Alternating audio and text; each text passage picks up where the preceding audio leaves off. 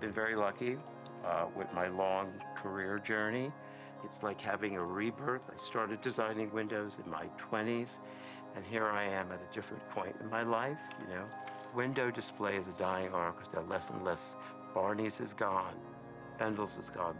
I do what I do because it brings joy to me. And I love to create, and I love to make magic. It's been a great journey, and not over yet. All right, curtains up. Here we go. Thank you, thank you, thank you. I love you. Enough. Hi. Well, That's a little overwhelming. okay. That's very emotional to see for many reasons. We are such, I love Robert. He is a deeply close, wonderful friend for so many years. And, you know, this is called being the star of your own life. And I think we all try to be the stars of our own life because we all want to do our best. We want to be the best people that we can be. We want to be the best professionals that we can be. And you have succeeded in all of it. So I have to say, as I took notes for the umpteenth time watching this film, what occurs to me, there are a couple of things. The thing that you did initially is when you set out as a young person, deciding, I don't want this, I do want to do something, employing the things I know I can do well. A lot of people, I think, waste their time thinking, oh, what if I only had money, if I only had this, if I only had that. The secret sauce is you took what is.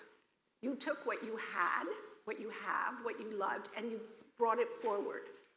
So when you took that job at Bendel's, did you ever have a moment where you went, I don't know if I can do that. Can I do that? Should I do that? Or did you just dive right into it as the sort of first chapter of this whole journey? The truth is, I didn't have that much experience. I mean, I studied merchandising and window display at high school fashion industries, and then I went to FIT for a bit. There were two other people up for that job, and I just took a chance. And when the door opened, You went you're going to go for it. You can't say. You have to be fearless. Yes, yes. And you have to look ahead, and if you make a mistake, if you fall, as I say, if you fall and bleed, so what? But you can't stop. And, you know, I'm determined. I hate, part of me saying it, I hate losers. And, Okay. you know. That's fair, okay? You can say that. I'm not going to lose. No, you're not, But ever. no, the point is, no matter what you do, if you're a waiter or packing groceries, do the best at what you're doing. Absolutely. Be the best that you can be. Absolutely. And I had this great opportunity. I had no idea that I was working for this incredible store. And it was luxury, you know. And, you know, I love my parents, but, you know, I grew up very humble. We had a small apartment, 3 kids, a 4-room apartment. And I was determined. I love my mother, my father, but that's not what I wanted. And I believed in, you have to believe in yourself. Right. You know? And let's remember, I was a sick kid. I'm still to this day dyslexic. I can't measure, I can't draw, I can't do a lot of things. But I have a vision. And here is what I do. Wait a minute, the watercolors that we saw? Those are a friend of mine. Okay, okay.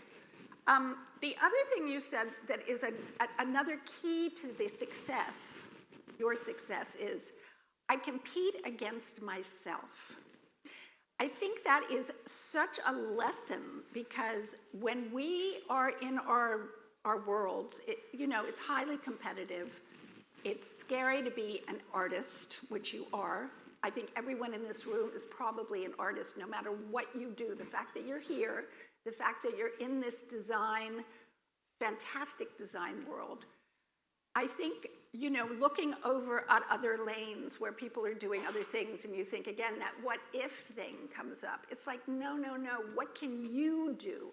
So I think the fact that you are always trying to top yourself, and you're sort of looking at yourself, is a huge, huge thing. And I also love the fact that when this whole project was brought up, what was it you said? Well, I said to Dave, I don't get married on the first date. I have to think about it. Okay. Not because I didn't want to do it, but am I good enough to go back to that world?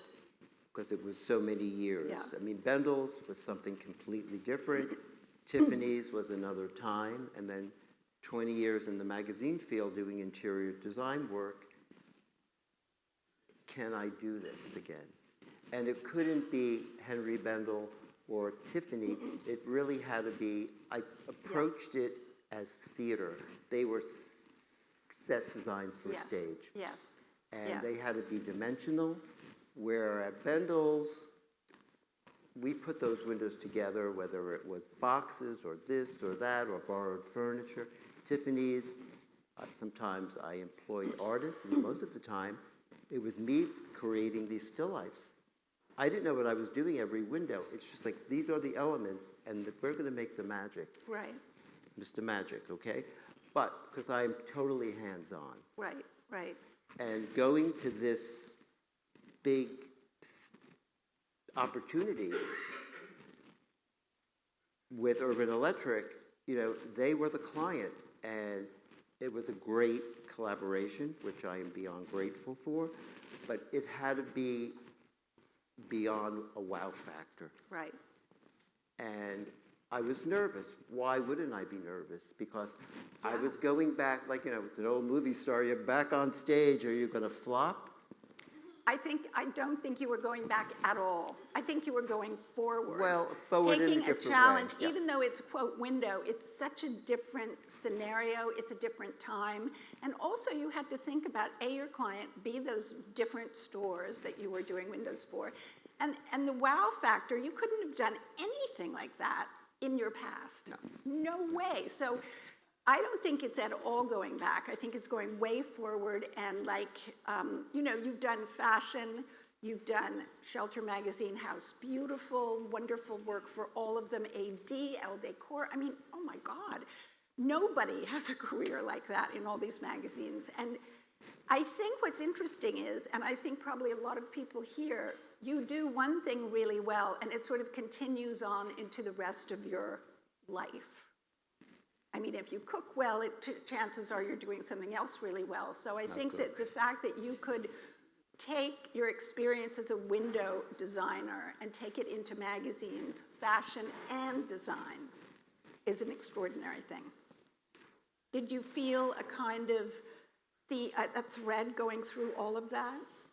Yeah, I mean, even when I was a fashion editor, especially when I worked for Carrie Donovan, my photo shoots, they were not models. All the models, actresses, whoever we photographed, they were characters.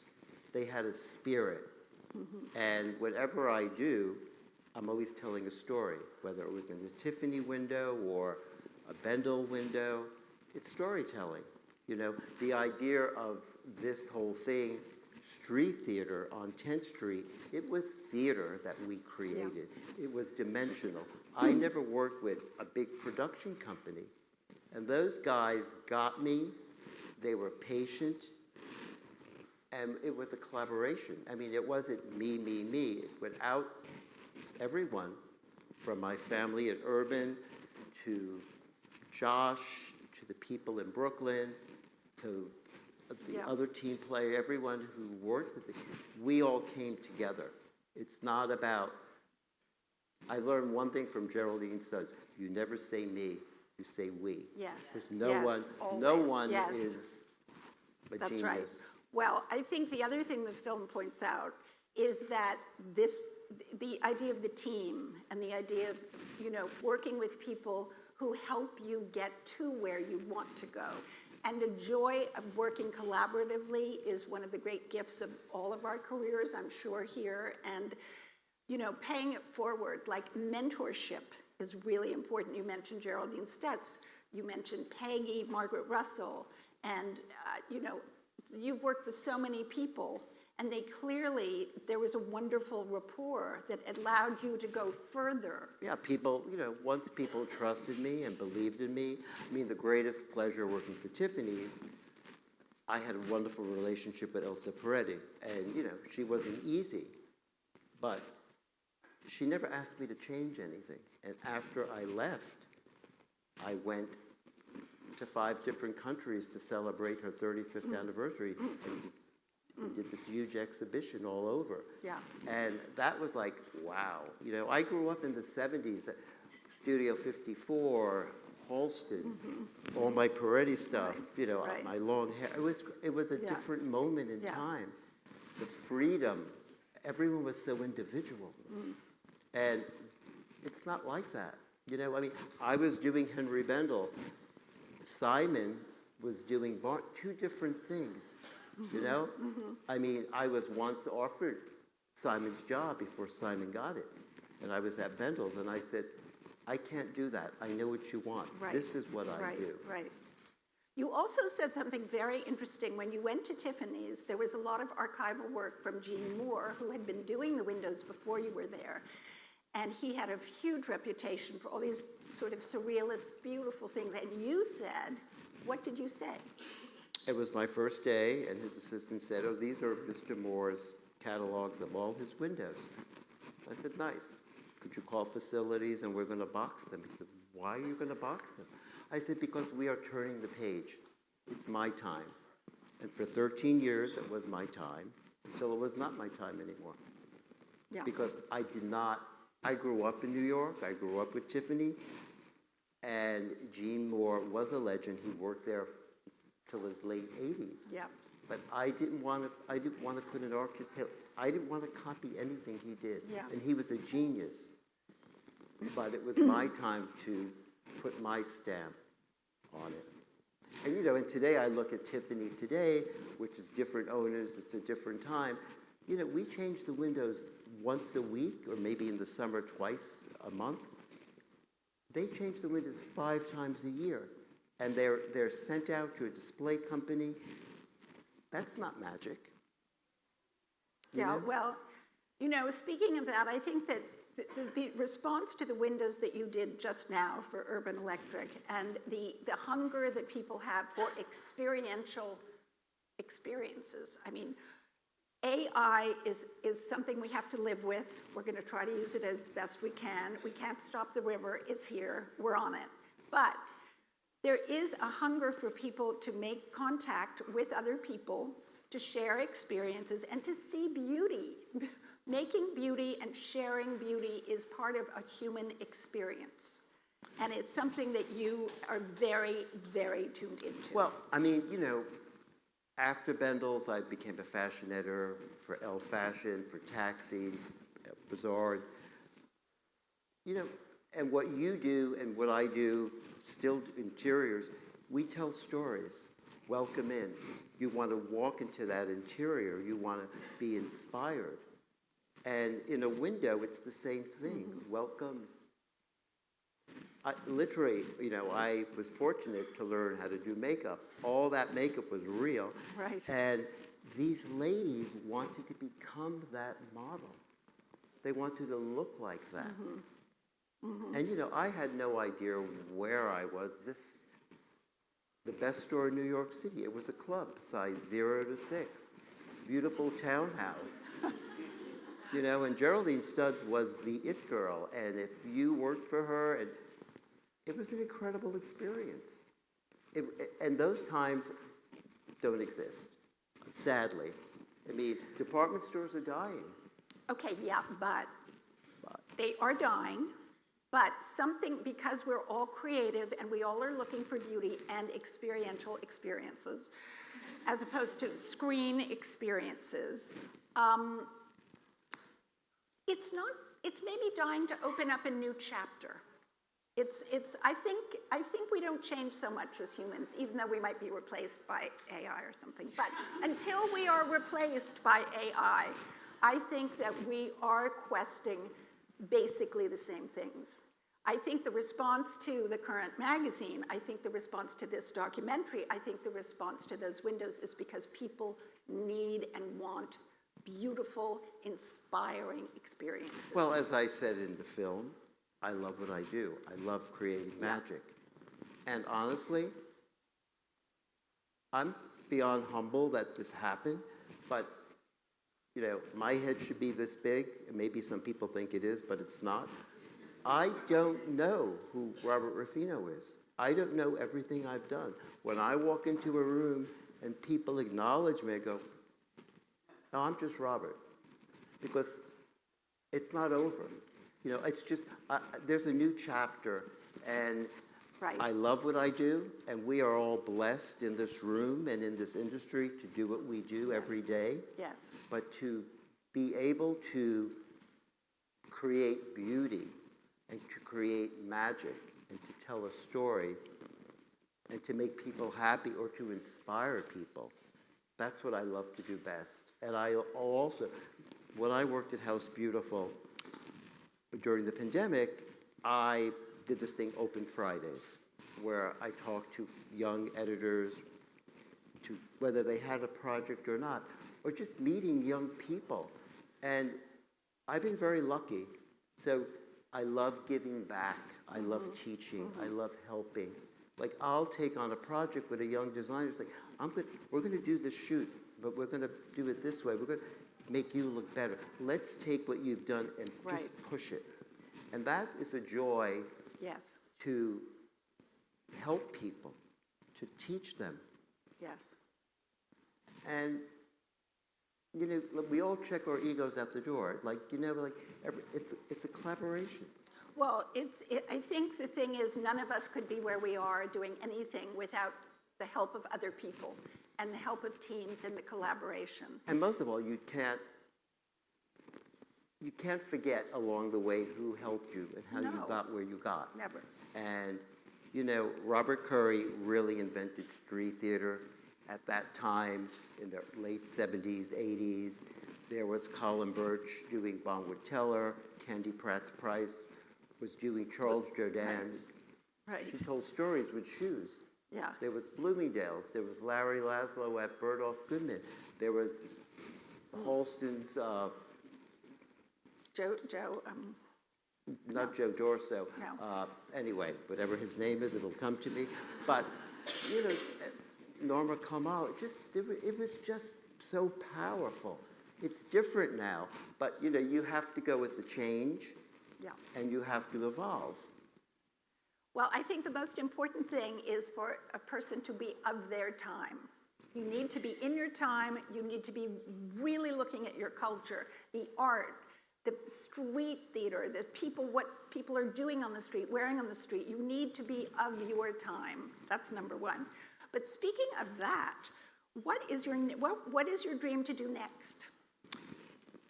To design theater. I would love to design a ballet or a stage set. It's okay. like, you know.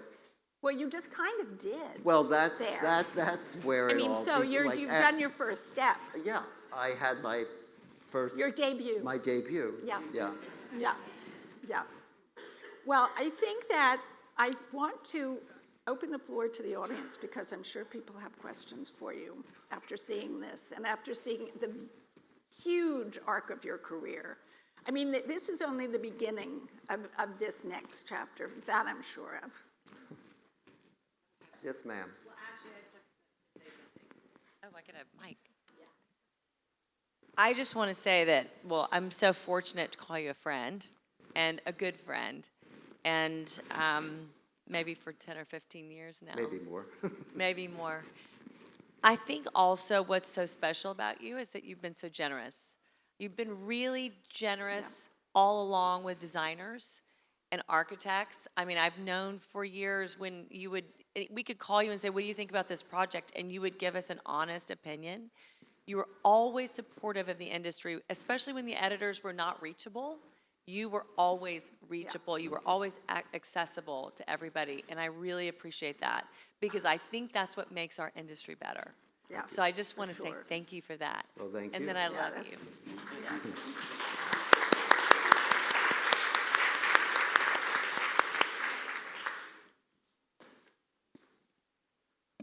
Robert, thank you so much for sharing your experience, but obviously we've been looking at these windows and you've always said it was about an invitation to come into those stores. Could you talk to us a little bit about any struggles or surprises you had in continuing that storytelling once they entered into the environments? How did you continue that collaboration once people actually accepted your invitation?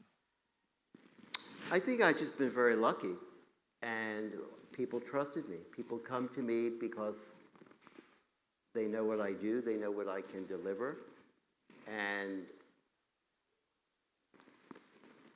you know, whatever we do, if you're not having fun, then don't do it. And I'm very serious of what I do, but I have a great sense of humor, and I enjoy creating. You know, wearing a bandana and sweeping the floor and doing that, that's all part of it. Then I can go home and put on a tuxedo. But you have to paint the canvas and get your hands dirty. You know, you can't be a prima donna, you know? So, I mean, someone said to me, oh, I thought you grew up with a silver spoon in your mouth the way you dress. It's like, what are you talking about? I'm a self-made person, and I'm proud of it. Well, And do you think it's because you're a New Yorker who is of Italian descent, who grew up in Chinatown and thinks that you're British, or is Well- that just a lot of viewpoints coming together? All right, so I grew up in Chinatown, but I hated being an Italian. All the guys were tough, so that's like, okay, I'm English. But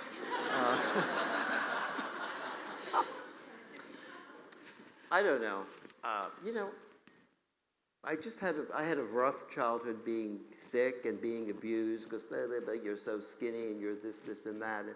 And I just like, I'm a fighter. You know, I'm going to prove to all you horrible people, these kids I grew up with, that I'm going to be somebody one day. And just push ahead. You know, Right. Look that way. I don't look that way. I don't look this way. Yes, I am in competition with myself, and I'm aware of what other people do. Sure, But of you know, course. every time I see a story, oh my God, why did I do that? People say, what are you talking about? But if you're not hard on yourself, it's over. You know, it's like, okay, this is over. So what's next? How could the next thing be better? Right, right. And how could I help someone? How could I bring someone in? And you know, look at the new young editors who are doing what I did. I'm happy for them. It's their time. I mean, I had my time. My time is different now. And I'm happy for them. So let them shine. And so, yes, I'm looking for the next step, whether it's an extension of street theater. And that's what makes me tick, Right. you know? Right, right. Any more questions? Hi, Robert. Your story is very inspiring, and your sense of self as well. I'm so glad that you said yes to Dave. After all, the movie was incredible. Thank you. My question is, you had mentioned that first window that you did for a friend of your mom's. Oh, no, I was young. I was like maybe 13 years old. You were 13? It was a card shop. It's like, okay, I'd like to take a crack at this. Do you remember how you set it up and what it was like? Good question. Oh, my God. Yeah. Well, they were 2 long windows. They were probably, I strung ribbons up and hung cards. I don't really remember. It didn't cost a lot of money. So the thing about window displays sometimes, you have to create magic out of smoke and mirrors, you know? Yeah, So that's the magic of it. You know, what the elements you take, how could you make something out of nothing? It's also going on a photo shoot sometime. You know, if you photograph one part of that room instead of a whole room and create a moment, that's telling a story in the portfolio of the story. You know, I mean, it's looking through a camera, and I always say I am eventually working on a book, and it will be called How I See Things. We all see things differently. You know, what inspires me? Someone's socks can inspire me. Music inspires me. Walking and looking at the sky. Just, I don't know, going to museums, going to the theater. Just looking on this, architecture inspires me. Yes?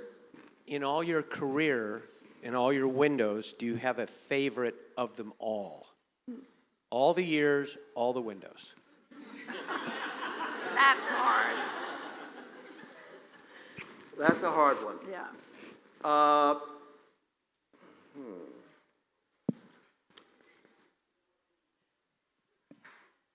I think one great window, at Henri Bendel, we did the most incredible installations of Christmas. I mean, the ceilings were 50 feet tall. So it was, I remember one year, it was just all this bamboo, and we got all these lanterns, and we threw gold paint on them. And we had beautiful sleeves. We had beautiful hands holding these bamboo poles with kimono sleeves. But the window itself was a bamboo forest with all these geisha girls with beautiful wigs and like antique kimonos. We did beautiful makeup. It was a total fantasy. Thank you. Hi, right here. Hi. Robin. Hi. Hi. Hello. Hello. I love what you said about being a team player, as you don't say me, say we, because I truly believe that what we do is such part of being a collective mind. And I wonder, what's the most fascinating thing for you about collabing with other people? What was the best collaboration? Yeah, what do you think that is the most fascinating about being a team player? Well, if you're not a team player, you lose. If you go, it's always my idea, or like especially when I'm on a photo shoot. For instance, my apartment was photographed by Frederick. Everything was set up. Hudson came, who was the editor. He didn't really have to do anything. And in my bedroom, I have 2 Giacometti lamps on each side of my bed. And I lived in this apartment for 15 years. He said, could we move them over? Oh, they look so much better. But you don't know where an idea is going to come from. You have to be open. And, you know, the fact is, another thing, my collaboration and my meetings with Urban Electric, sending them tear sheets, sending them sketches. We looked at all the windows. Could you tweak this? Could you tweak that? Could you change this? They were the client. I was representing them, but they trusted me. And if you're going to be like, oh, we can't do that, it's my work, you know, we all have to work together to paint that picture. I appreciate that. Thank you. Okay, thank you. One final question. One final question. Drum roll. I have dinner at 5:30. Are you able to do my makeup?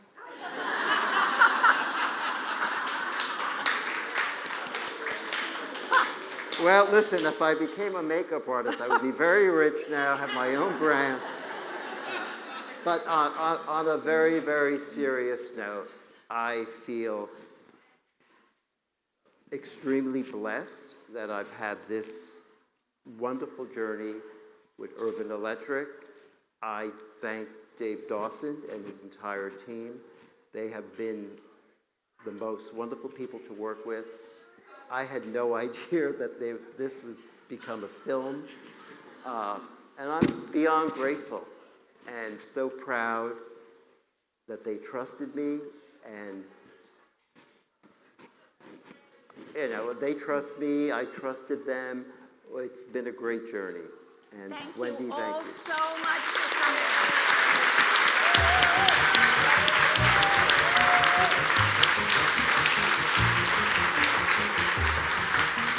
Thank you.